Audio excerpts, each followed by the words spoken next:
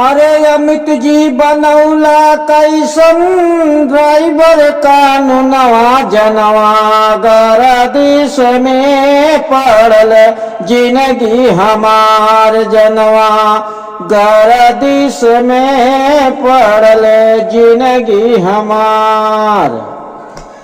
अरे मोदी और अमित जी की हला तू है कैसन काम हो। मोदी और अमित जी की हला तू है कैसन काम हो। यूपी और बिहार अन्याय भइल चक्का जाम हो। यूपी और बिहार अन्याय भइल चक्का जाम हो।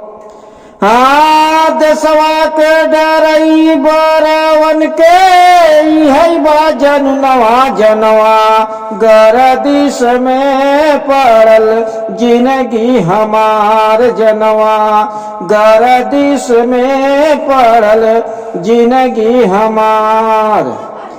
करब आत्महत्या अब ट्रक चलावत हूँ बेटा गरीब के।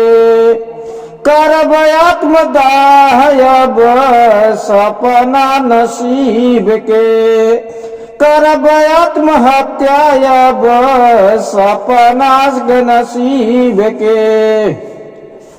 हे बाल बचवन के कैसे होई पालनवा जनवा गरदिश में पड़ल जिंदगी हमार जनवा गरदिश में पड़ल जिंदगी हमार। 5-6 हजार महीना की होला वेतनवा हो। 5-6 हजार महीना होला वेतनवा हो।